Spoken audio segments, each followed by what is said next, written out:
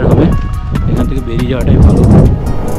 কি সুন্দর লাগছে, ও অসাধারণ অসাধারণ লাগছে, মানে আমি বলে বোঝাতে পারবো না। খালি চোখে এই দৃশ্যটা যা সুন্দর লাগছে না, অসাধারণ লাগছে। ও কি সুন্দর লাগছে, অপূর্ব লাগছে এই ব্রিজটাকে। এদিকে পুরো মেঘে ঢেকে গেছে, পুরো মেঘের মধ্যে দিয়ে গাড়ি চালাচ্ছি বন্ধুরা। পার্কিং লাইটগুলি অন করে নিলাম। আমি আর সৈকতে একটু কর্নারিং করছি পাহাড়ে। আসলে এরকম টাইপের হাইওয়ে তো আমরা পাই না, সেই জন্য পেলে পরে তো আর লোভ সামলাতে পারি না।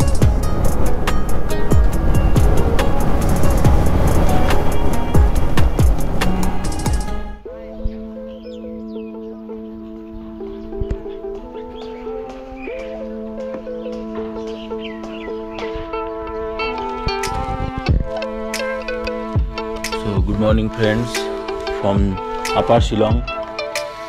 এখন বাজে সকাল 9:20। এখন ঘুম থেকে উঠলাম, এখন বেরোবো আস্তে আস্তে রেডি হয়ে চেরাপুঞ্জির উদ্দেশ্যে। এদিকে সৈকত বসে রয়েছে, সৈকত অবশ্য আমার একটু আগেই উঠেছে, একটু উমিয়াম লেক ঘুরে চলে এসছে। কালকে ওর একটু সমস্যা হয়েছিল বলে উমিয়াম লেকে দাঁড়াতে পারেনি। এই হলো আমাদের ঘরের ব্যালকনি থেকে বাইরের ভিউটা, দেখে নাও। ওই দূরে একটা খ্রিস্টানদের কিছু উপরে দেখা যাচ্ছে, এই পাশে পাহাড় ছোট ছোট। এই দিকে একটা কনস্ট্রাকশন চলছে, তার পিছন দিকে ওইদিকে ধাপ চাষ হচ্ছে। তো বন্ধুরা রেডি হয়ে যায় তাড়াতাড়ি হয়ে, যতটা তাড়াতাড়ি সম্ভব বেরোনো যায়। হোটেল থেকে চেক আউট করে বেরোই। তো বন্ধুরা আমি এখন বেরোচ্ছি শিলংয়ের হোটেল থেকে, হোটেল সিলভার ব্রুক।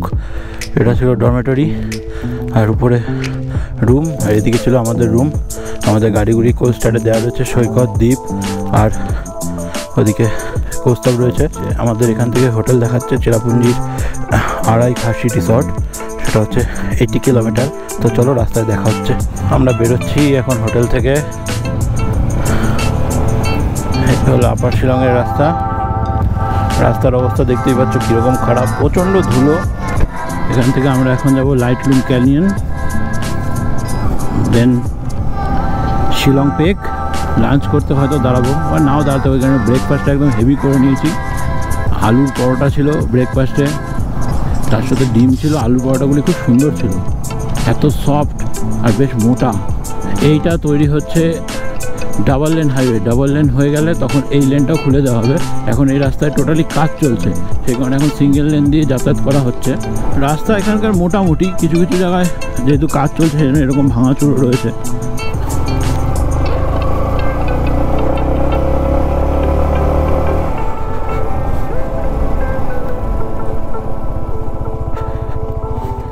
তো বন্ধুরা এই হলো এলিফ্যান্ট ফলসের রাস্তা।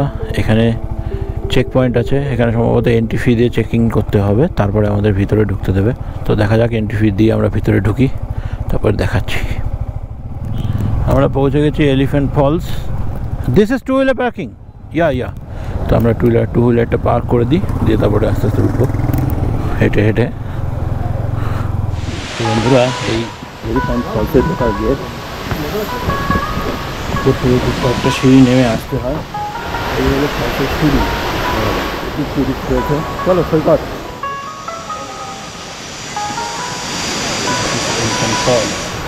ওইদিকে সৈকত যাচ্ছে, এখানে কিছু ছবি তুলবো, ভিডিওগ্রাফি করবো।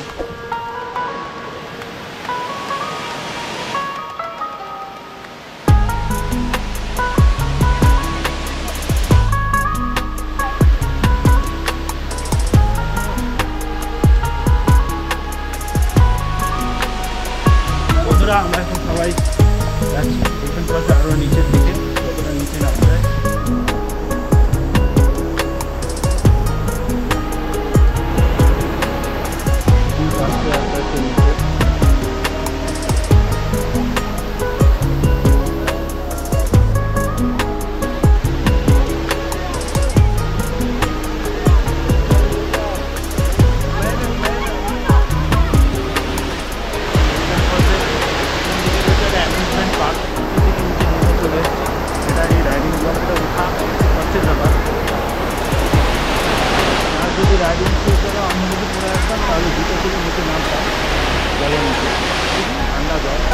বন্ধুরা আমরা এলিফ্যান্ট ফলস থেকে বেরিয়ে গেলাম, এখন যাচ্ছি লাইটলুম ক্যানিয়নের দিকে।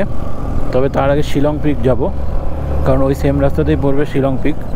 বন্ধুরা দেখো রাস্তার সাইডে পাইন গাছের সারি, কি সুন্দর লাগছে। বন্ধুরা এখন আমি চলেছি শিলং পিকের দিকে।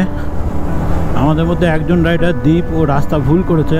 অ্যাকচুয়ালি শিলং পিক যাওয়া যায় এলিফ্যান্ট ফলস থেকে বেরিয়ে দুটো রাস্তা দিয়ে, একটা হচ্ছে লেফট সাইড দিয়ে যেটা মেন হাইওয়ে আসছে সেই হাইওয়ে দিয়ে, আবার রাইট সাইড নিতে হয়, আর আরেকটা রাস্তা রাইট সাইড দিয়ে ঘুরে ঘুরে যায়। তা ও ভুল করে সবার পিছনে ছিল, রাইট সাইডের রাস্তাটা নিয়ে নিয়েছে, আর আমরা লেফট সাইডের রাস্তা দিয়ে এসেছি। তাই ওকে বলে দিয়েছি ও ওই পাশ থেকে ওই রাস্তাটা দিয়ে ঢুকুক এবং আমরা তিনজন এই রাস্তাটা দিয়ে যাচ্ছি। তো বন্ধুরা পাহাড়ের দৃশ্যগুলি দেখো,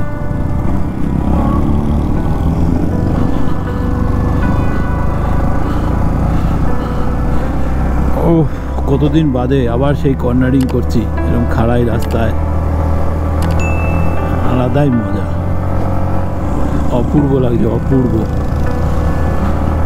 এইগুলি করার জন্যই তো পাহাড়ে আসা। তবে ওয়েদার কিন্তু এখানে হালকা ঠান্ডাই রয়েছে। ঠান্ডাটা যখন সকালবেলা ফার্স্ট সূর্যোদয় হলো তখন অতটা গায়ে লাগছিল না, তখন যথেষ্ট কমই ছিল ঠান্ডাটা। আমরা রাইডিং গিয়ার পরে ব্যাক করতে গিয়ে ঘেমে যাচ্ছিলাম, কিন্তু এখন ঠান্ডাটা যথেষ্ট বেড়ে গেছে। এই চড়াই উতরাই রাস্তা দিয়ে পাহাড়ে উঠতে ভালোই লাগছে।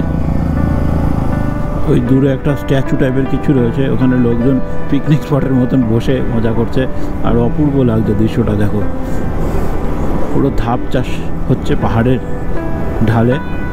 এই দেখো পাহাড়ে কি সুন্দর ধাপ চাষ হচ্ছে। জানি না গোপ্রো ঠিকভাবে দেখাতে পারছে কিনা, তবে খুব সুন্দর লাগছে। পুরো পাহাড়টা জুড়ে চাষ হচ্ছে। কিসের চাষ হচ্ছে সেটা আমি ঠিক বলতে পারবো না, কারণ আমার অতটা আইডিয়া নেই, কিন্তু দেখো অসম্ভব সুন্দর লাগছে, অসম্ভব সুন্দর। বাবা সামনে কত গাড়ি, এখানে তো মনে হচ্ছে ভালো জ্যাম আছে শিলং পিকে। দেখা যাক কতটা দূর যাওয়া যায়। আসলে ফেস্টিভ সিজনের পরে পুরো পিক সিজন শুরু হয়ে গেছে ট্যুরিস্টদের, সেই কারণে এই জ্যামটা।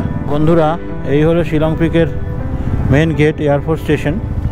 অ্যাকচুয়ালি এখানে একটা বিজনেস রয়েছে, সেটা হলো এই এয়ারফোর্স স্টেশনের ভিতর দিয়ে তোমাকে শিলং পিক যেতে হবে, কিন্তু সেটা তুমি তোমার নিজস্ব ভেহিকেলস নিয়ে যেতে পারবা না। তার জন্য এই রাস্তা থেকে প্রায় 100 মিটার আগে একটা ট্যাক্সি স্ট্যান্ড আছে, ওখানে তোমাকে গিয়ে ট্যাক্সি ভাড়া করতে হবে 500 টাকা দিয়ে, এবং শিলং পিকে ঢোকার যে চার্জ সেটা হলো 500 টাকা। টোটাল 1000 টাকা যদি তুমি পেমেন্ট করো তবে ওই ট্যাক্সি করে তোমাকে যেতে হবে। এবার আমাদের এই লাগেজ বাইক রেখে আমরা কি ট্যাক্সি ভাড়া করে যাব? প্রাইভেট ভেহিকেলস ওখানে অ্যালাউ নয়, সেই কারণে আমরা শিলং পিক আর গেলাম না। আমরা শিলং পিকের থেকে রাইট সাইড নিয়ে নিলাম লাইটলুম ক্যানিয়নের দিকে। আমরা হলাম ট্রু বাইকার, আমরা বাইক নিয়ে সারা ভারতবর্ষ কেন সারা পৃথিবী ভ্রমণ করার ইচ্ছা রাখি। এখান থেকে দেখে নাও, অ্যাকচুয়ালি শিলং পিক হচ্ছে ওইটা, ওই যে দূরে দেখা যাচ্ছে টাওয়ার, ওইটা হচ্ছে শিলং পিক। চারিদিকে জনশূন্য, আমরা 4 জন বাইকার একটা শর্টকাট রুট নিয়েছি লাইটলুম ক্যানিয়ন যাওয়ার, পাহাড়ের মাঝখান দিয়ে। এদিকে ধাপ চাষ হচ্ছে, দৃশ্যটা দেখো শুধু, কি অসাধারণ লাগছে। আমরা যাচ্ছি 4 জন, শর্টকাট রোডটা নিয়ে মেন হাইওয়েটাকে ক্রস করে বেরিয়ে যাচ্ছি।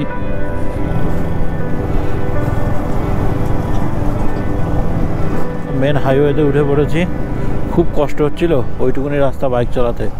একে তো লাগেজ, আর রাস্তায় মোটামুটি 50 মিটার পর পর স্পিড ব্রেকার দেওয়া রয়েছে। মেন হাইওয়ে পাওয়াতে এবার একটু স্বস্তি পেলাম। এবার মেন হাইওয়ে ধরে প্রায় 14 কিলোমিটার আমাদের যেতে হবে, তাহলে লাইটলুম ক্যানিয়ন পেয়ে যাব। এখান থেকে আমাদের রাইট টার্ন নিয়ে নিতে হবে।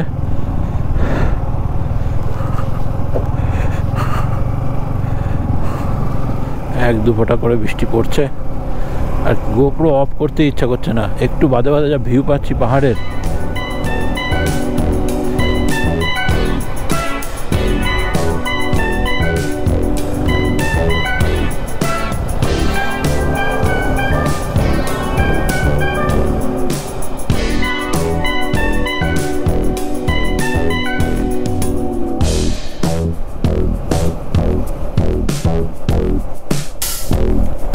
অসাধারণ দৃশ্য দেখো বন্ধুরা, অসাধারণ দৃশ্য, কি সুন্দর লাগছে।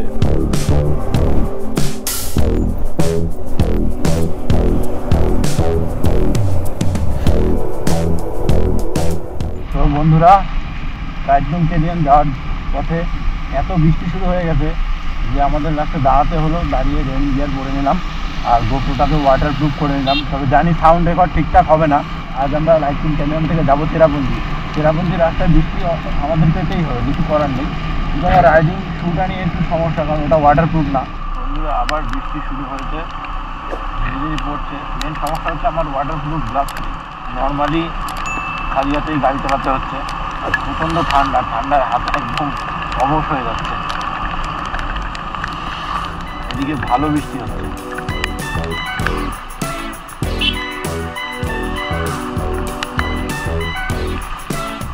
রাইডার ভাই আমাকে সাবধান দেখান।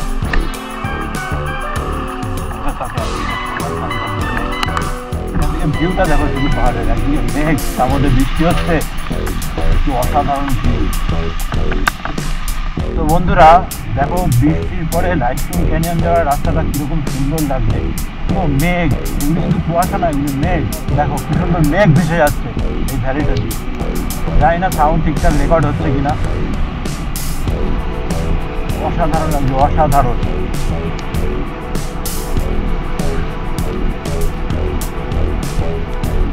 আর মাত্র 2.4 কিলোমিটার এখান থেকে। এখানে একদম দেখো পুরো শুকনো, কোনো বৃষ্টি হয়নি। আমি আর সৈকত এখানে একটু দাঁড়িয়েছিলাম, গোপ্রোতে মাইক অ্যাডাপ্টারটা আবার সেট করে নিলাম ওয়াটারপ্রুফ থেকে। এই ভ্যালি দেখে আমি অ্যাকচুয়ালি পুরো ব্লগটা রেকর্ড করার লোভ সামলাতে পারলাম না। এবার চলো ধীরে ধীরে যাই, যদি মাঝপথে বৃষ্টি হয় কোথাও দাঁড়িয়ে আবার ওয়াটারপ্রুফ কেসটা লাগিয়ে নেব, সে অসুবিধা নেই। কিন্তু এই ভ্যালির সৌন্দর্যটা দেখো, এখানে ধাপ চাষ হচ্ছে, এদিকে পাহাড়, অসম্ভব সুন্দর লাগছে। চলো ধীরে ধীরে এগোতে থাকি। আর মাত্র 2 কিলোমিটার এখান থেকে এই ভ্যালিটা ছেড়ে আমরা দুজনে বেরিয়ে পড়লাম। এই দিকটা কোনো বৃষ্টিই হয়নি অ্যাকচুয়ালি, এদিকে মেঘটা পাহাড়ের মধ্যে ভেসে যাচ্ছে আর বৃষ্টিটা হচ্ছে একটু নিচের দিকে। এটা অ্যাকচুয়াল কত ফিট উপরে সেটা আমি ঠিক বলতে পারবো না, তবে আমার এই স্পুকি যে ওয়েদারটা না মেঘের মধ্যে দিয়ে, এটা আমার ব্যাপক লাগে, ব্যাপক অসাধারণ লাগছে। এই ওয়েদারটা পাওয়ার জন্যই এত দূর রাইড করে এসেছি মেঘালয়। 1 কিমি দেখাচ্ছে লাইটলুম। দেখো এখানে পাহাড়ে কি সুন্দর ধাপে চাষ হচ্ছে। কৌস্তবা দ্বীপ ওখানে পৌঁছে গেছে, ওদের একটু তাড়াহুড়ো বেশি চেরাপুঞ্জি পৌঁছানোর, কিন্তু আমার তাড়াহুড়ো কম। আমি ভাই ঘুরতে এসেছি, আমি পুরো মজা নেব, উসুল করে যাব। এখানে বাচ্চাদের স্কুল। শুধু আমার হাতটায় ঠান্ডা লাগছে, আমি গ্লাভসটা এখনও বার করলাম না, পরে আমি গ্লাভসটা বার করে নেব যদি আর বৃষ্টি না হয়। বৃষ্টি না হোক, এরকম মেঘলা ওয়েদার থাক, এটাই চাই। তাহলে ভিডিও ভালো মতন রেকর্ড করতে পারবো, সাউন্ডও রেকর্ড ঠিকঠাক হবে, সেটা তোমাদেরও দেখতে ভালো লাগবে।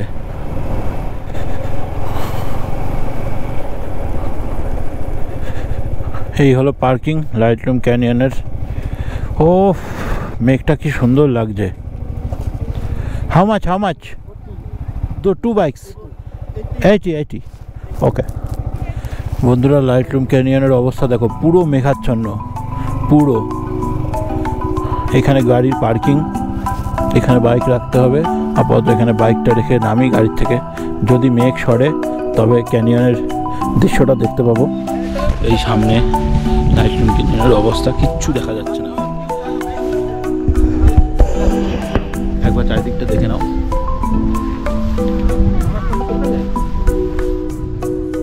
अरे पैर इधर आ, पैर इधर आ। मदरबोर्ड जो इसमें है वो है नहीं, मदरबोर्ड जो इसमें है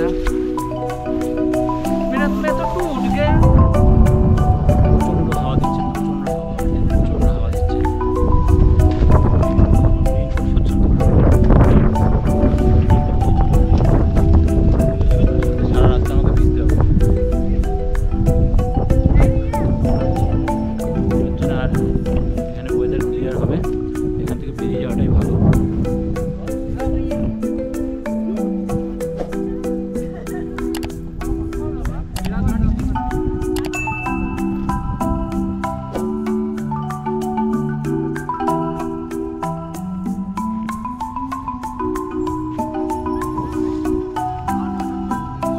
লাইটলুম ক্যানিয়নে অনেকক্ষণ অপেক্ষা করলাম, কিন্তু মেঘ কাটার কোনো নামই নেই, পুরো মেঘাচ্ছন্ন হয়ে রয়েছে।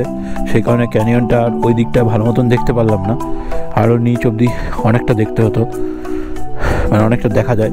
সেই কারণে এখন আমরা রেডি হয়ে গেছি, চারজনেই বেরিয়ে যাচ্ছি এখান থেকে। এবার যাচ্ছি চেরাপুঞ্জির উদ্দেশ্যে। আমাদের হোটেল RK খাসি হিলস ম্যাপে সেট করে নিয়েছি। এবার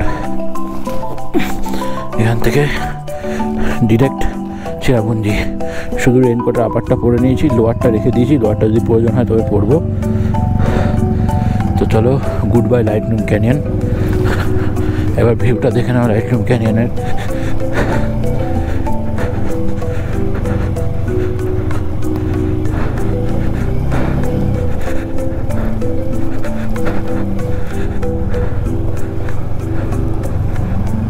দেখেছো অবস্থা, সামনে কিচ্ছু দেখতে পাওয়া যাচ্ছে না, ফগ লাইটটা এবার জ্বালাতেই হবে।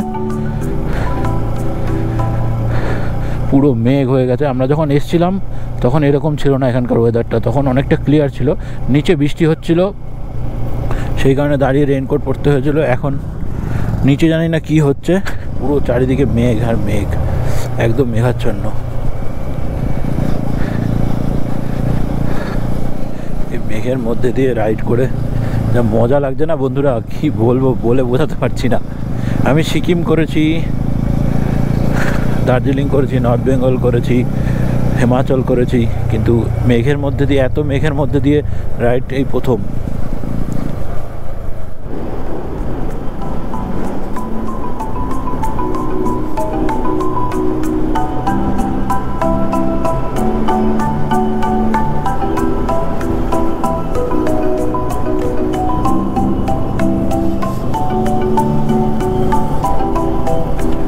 আর এখান থেকে দেখাচ্ছে 1 ঘন্টা 26 মিনিট লাগবে আমাদের চেরাপুঞ্জি পৌঁছাতে। সারি সারি পাইন গাছ রাস্তার দুধারে, এর মধ্যে দিয়ে এরকম স্পুকি স্পুকি ওয়েদারে রাইড করার মজাই আলাদা।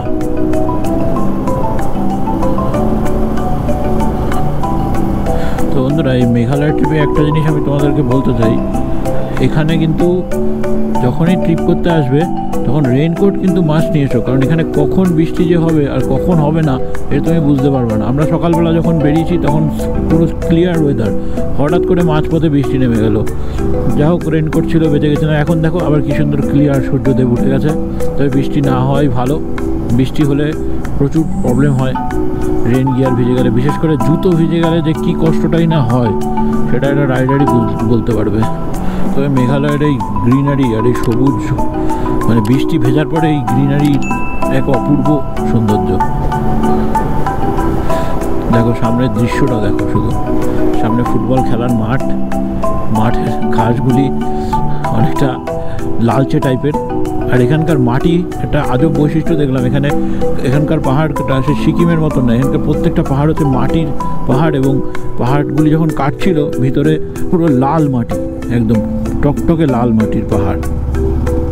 কি অপরূপ দৃশ্য, উপরে সূর্য উঠছে, পাহাড়ের মধ্যে দিয়ে টার্নিং,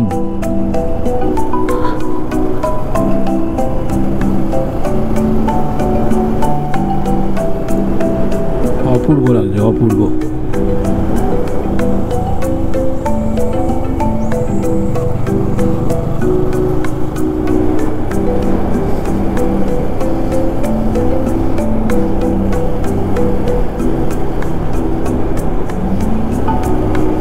কি সুন্দর লাগছে, ও অসাধারণ অসাধারণ লাগছে, মানে আমি বলে বোঝাতে পারবো না। খালি চোখে এই দৃশ্যটা যা সুন্দর লাগছে না, অসাধারণ লাগছে।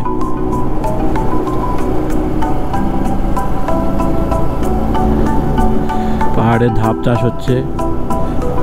এখানকার পাহাড়টা সে অতটা খাড়াই পাহাড় না, ছোট ছোট পাহাড়, কিন্তু দেখতে বেশ সুন্দর লাগে। ওই যে ধাপ চাষে ওষুধ দিচ্ছে। অ্যাকচুয়ালি এগুলি কিসের চাষ হচ্ছে ঠিক বুঝতে পারছি না, ফুলের চারা জাতীয় কিছু একটা হবে।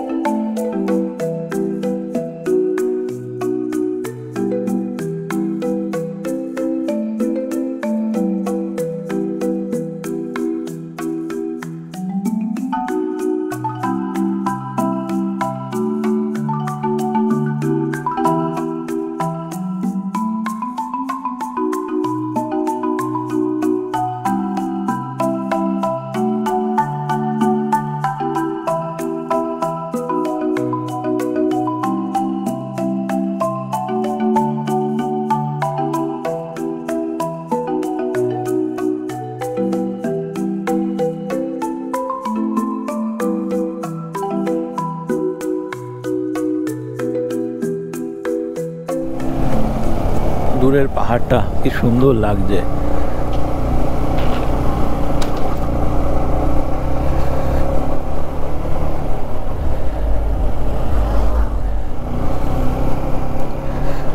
কাশ আমার যদি এরকম জায়গায় একটা বাড়ি থাকতো, আমি তো রোজ বিকালে বাইক নিয়ে এসে এর উপরে বসে থাকতাম।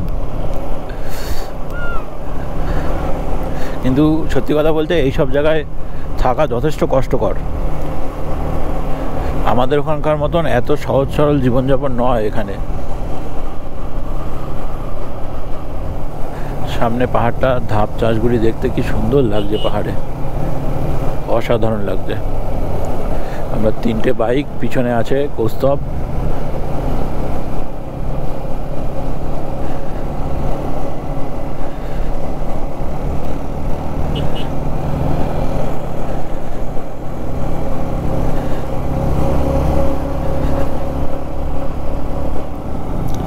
ফুটবল খেলার মাঠ।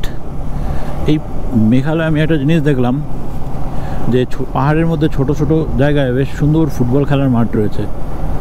भैया ये क्या हो रहा है? हाँ, ऐसे खेलता है वो। इसको क्या बोलते हैं? तीर खेलता है, तीर। ओ तीर खेला होता है, तीर खेला। वो खाती है तो वैसा खेलता है। ও वही है जुआ, शिलोंग का वही। চলো, কেউ দাঁড়াতে চাইলো না। আমার ইচ্ছা ছিল একটু মেঘালয়ের লোকাল যে কালচার সেগুলো একটু দেখতাম। আমাদের ওখানে যেরকম আদিবাসীরা খেলতো হচ্ছে মুরগি লড়াই, পরে যদিও সেটা বন্ধ করে দেওয়া হয়েছে। বাহ, কি সুন্দর গাড়ি ধুচ্ছে দেখো। মানে মেঘালয়ের সৌন্দর্য অসম্ভব অসম্ভব সুন্দর। যেখানে যেখানে পাহাড়ের ধারে কি সুন্দর মানুষে দাঁড়িয়ে গিয়ে ছবি তুলে, ও মজাই আলাদা।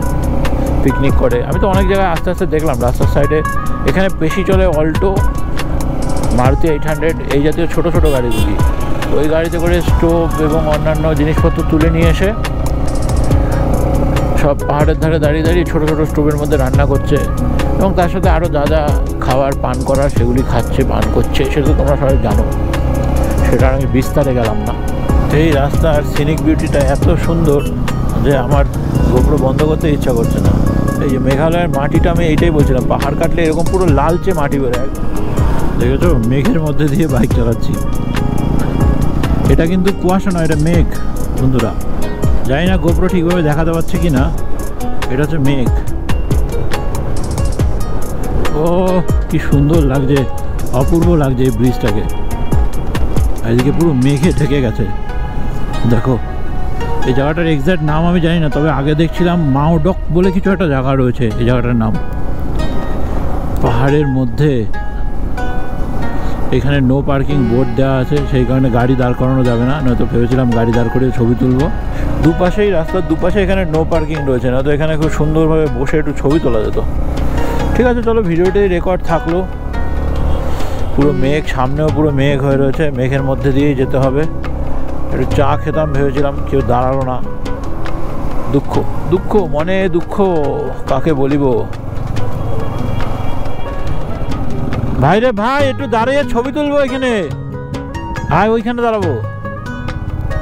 পুরো মেঘের মধ্যে দিয়ে গাড়ি চালাচ্ছি বন্ধুরা। পার্কিং লাইটগুলি অন করে নিলাম। দেখেছো কিরকম অবস্থা, মেঘালয়ের মেঘ একে বলে। ও এখনো 33 কিলোমিটার আমাদের যেতে হবে।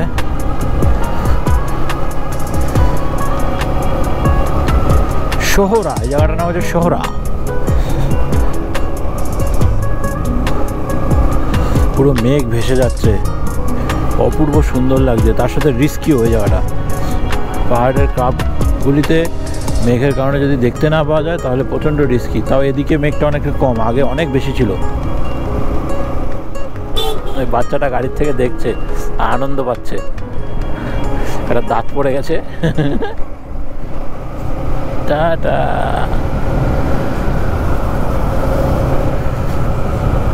আবার মেঘের মধ্যে চলে এলাম।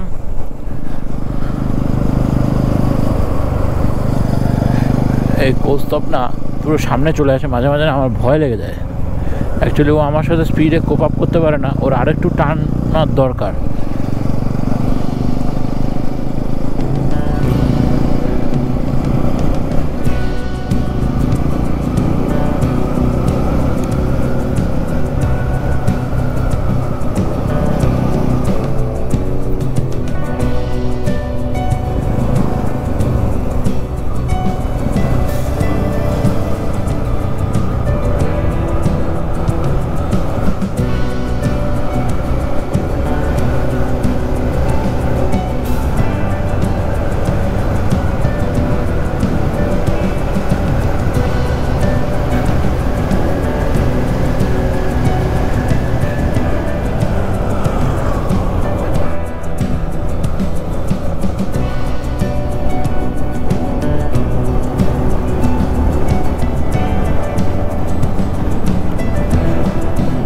আমি আর সৈকত একটু কর্নারিং করছি পাহাড়ে।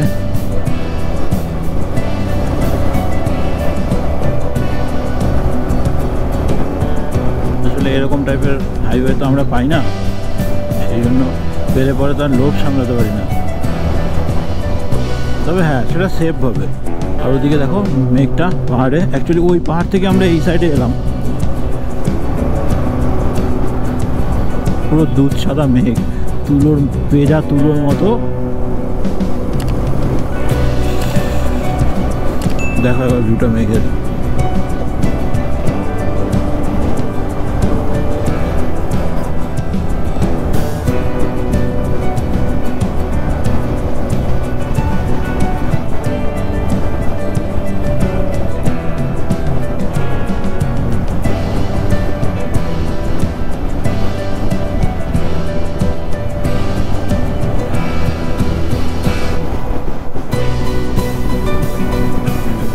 অসম্ভব সুন্দর লাগছে মেঘগুলো, বলে বোঝাতে পারবো না।